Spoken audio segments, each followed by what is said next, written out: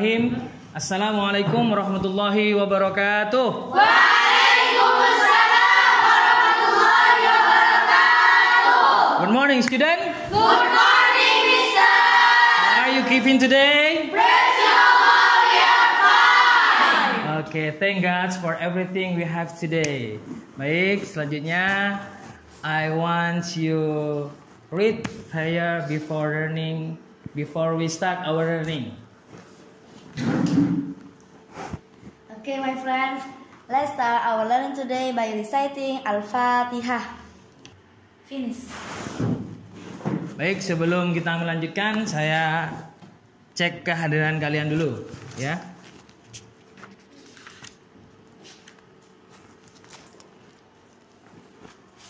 Endang Widyastuti, Present.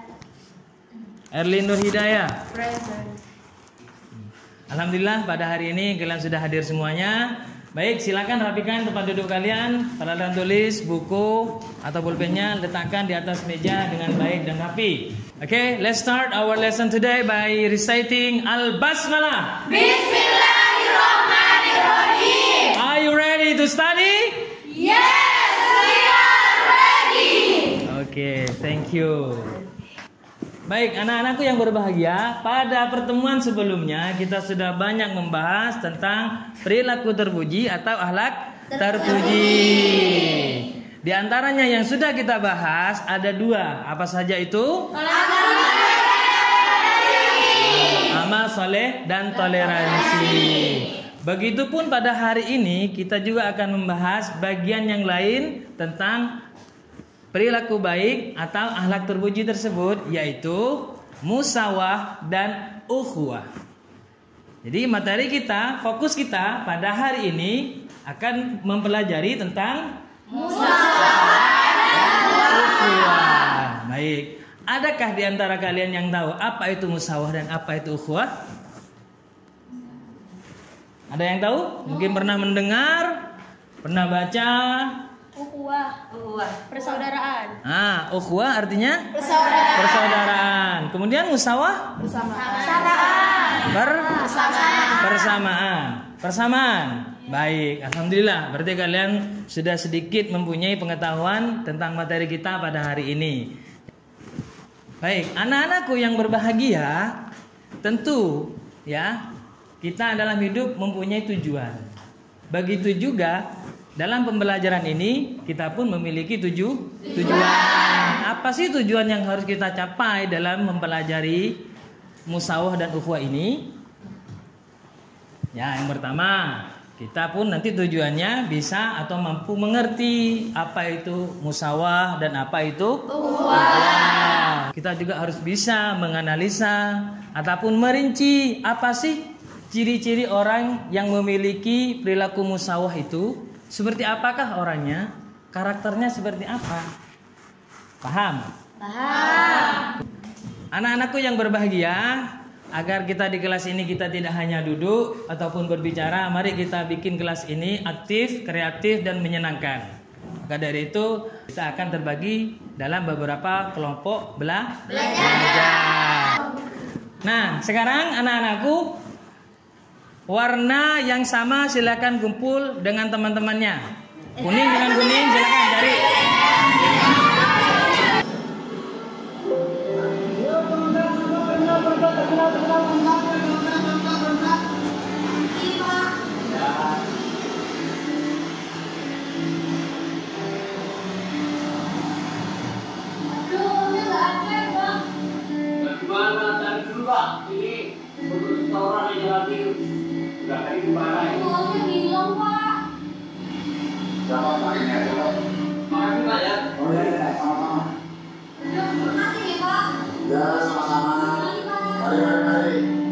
Bagaimana? Itulah kehidupan realita yang kita hadapi. Ya. Dengan video barusan apa yang bisa kalian amati? Hasil pengamatan kalian apa coba? Saling menolong. Ada rasa saling menolong. Terus apa lagi? Ada rasa peduli. Kemudian ada rasa kebersamaan. Apalagi? Tidak membeda-bedakan. Anak-anakku yang berbahagia, dari beberapa kegiatan yang sudah kalian amati barusan, mengamati video, kemudian mengamati slide, juga mendengarkan penjelasan dari saya. Sekarang silakan kalian identifikasi atau susunlah beberapa pertanyaan yang belum kalian pahami atau mungkin belum kalian serap tentang musawah dan ukhuwah tersebut. Ya, silakan masing-masing kalian mencatat, susun pertanyaan atau buatlah pertanyaan tentang materi kita yang belum bisa kalian pahami dengan baik. Dalil, apa pengertian, apa penjelasan, apa ciri.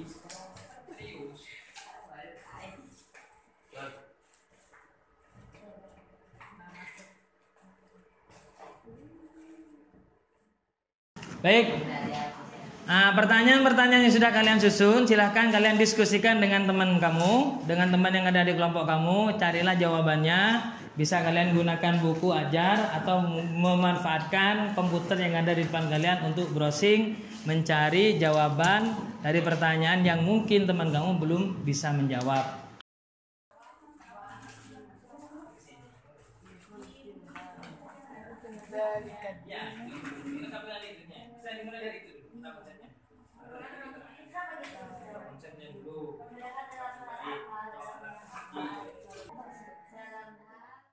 Baik, anak-anakku, saya kira sudah cukup waktunya. Baik, sekarang adakah pertanyaan yang belum bisa dijawab oleh teman kamu atau belum bisa kamu cari jawabannya di internet atau di buku? Silakan. Mungkin ada yang ingin bertanya? Bagaimana sikap Rasulullah melihat keadaan antara para sahabatnya yang baru hijrah ke Madinah dengan orang-orang yang ada di sana, sedangkan jumlah mereka minoritas dan pendatang baru?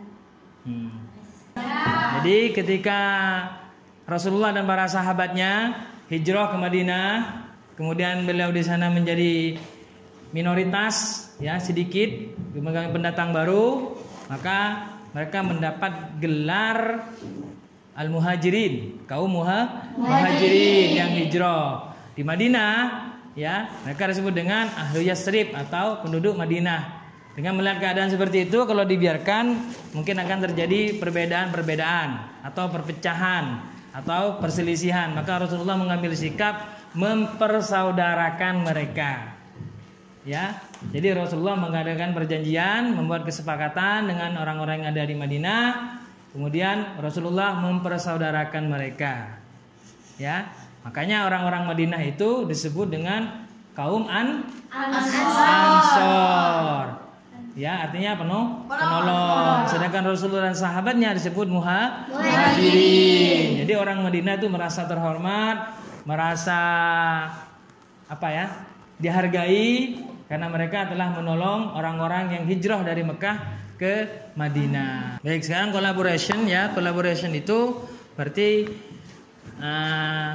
silakan baca buku kalian, amati ya, kembangkan wawasan kalian dan pahami benar-benar tentang materi kita musawah dan ukhuwah ini.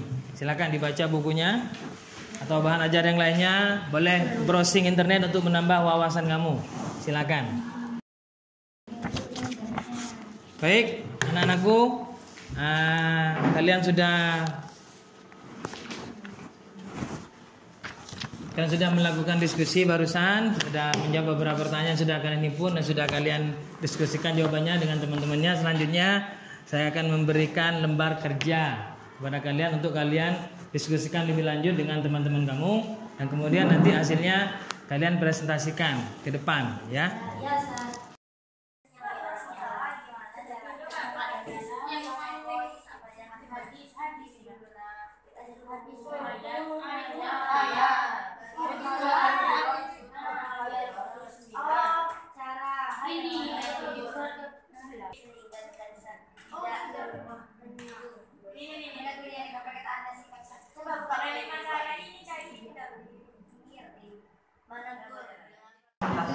Baik, saya rasa cukup sudah untuk forum diskusinya. Kita lanjutkan kepada presentasi pemaparan dari hasil diskusi kamu dengan teman-teman kamu. Pada kali ini kita beri kesempatan pertama kepada kelompok 1, yaitu kelompok biru. Oke, we give applause for them. Assalamualaikum warahmatullahi wabarakatuh. Waalaikumsalam.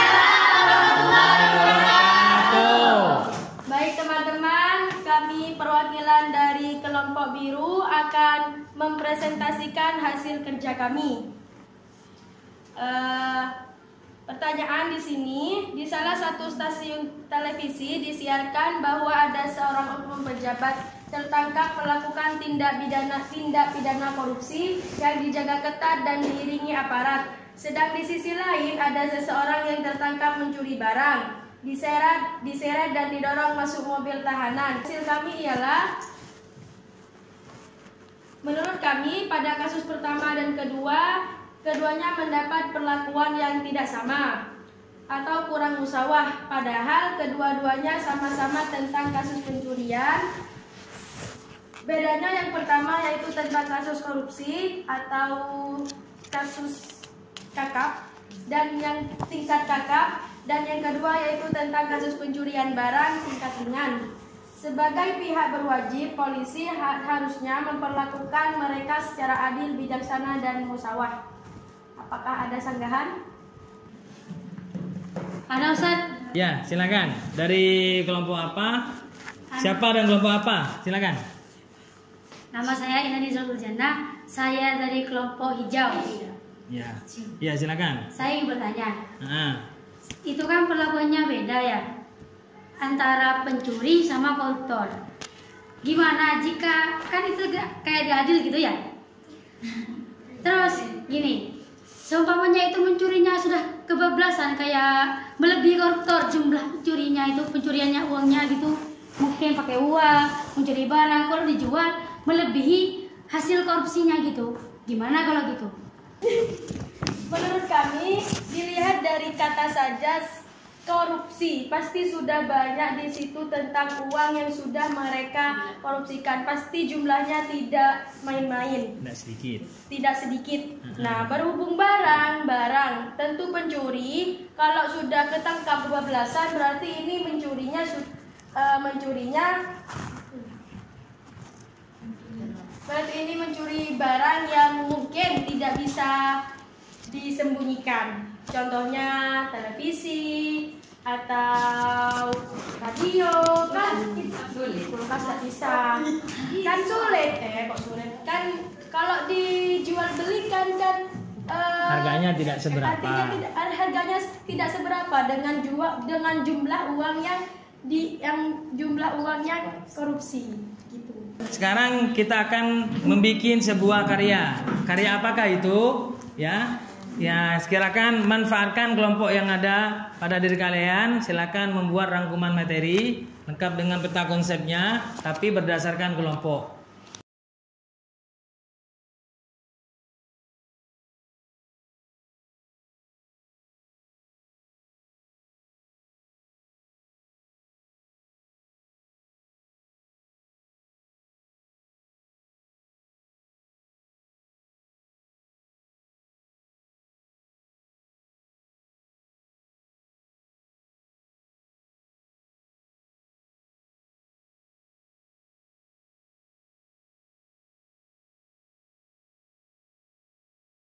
Kita membuat kesimpulan untuk mata pelajaran atau materi pada hari ini, yaitu tentang musawah dan ukhuwah. Pertama dari pengertian dulu, apa sih musawah itu? Artinya setiap manusia mendapatkan perlakuan berhak mendapatkan perlakuan yang sama, ya, tanpa membeda-bedakan suku, bangsa, keturunan, golongan, agama. Daripada pembelajaran kali ini, saya akan memberikan tugas atau latihan kepada kalian untuk mengukur sejauh mana tingkat pemahaman kalian tentang materi kita pada hari ini. Baik, anak-anakku, saya rasa sudah cukup waktunya untuk mengerjakan soal tersebut. Silakan dikumpulkan ke depan.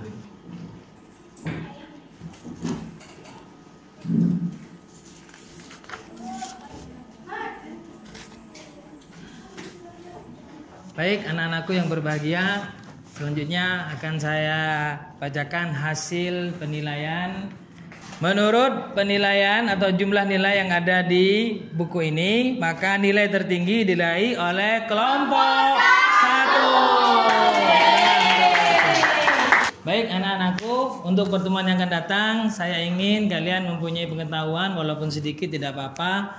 Silakan kalian cari di berbagai sumber, ya, bisa koran, bisa majalah, buku atau internet yang lainnya. Bisa juga bertanya. Carilah pengetahuan atau wawasan tentang adab sesama teman sebaya. Sebagai tugas tambahan kalian untuk kalian kerjakan di rumah masing-masing, saya akan memberikan tugas individu kepada kalian, ya, yaitu tugas pengamatan. Okay, students, before we end our learning today, let's close together this learning by reading prayer. I would like you to read the prayer for your friends. Okay, my friends, let's close our learning today by reciting kafaratul majlis. Subhanakallahumma wa bihamdika asyhadu an la ilaha illa anta astaghfiruka wa atubu ilaik. Okay, students, thank you very much for your nice attention to me. Let's close together our class today by reciting Alhamdulillah. Alhamdulillahirabbil alamin. Shallina ala nabi. Allahumma shalli wa sallim ala nabi. Assalamualaikum warahmatullahi wabarakatuh.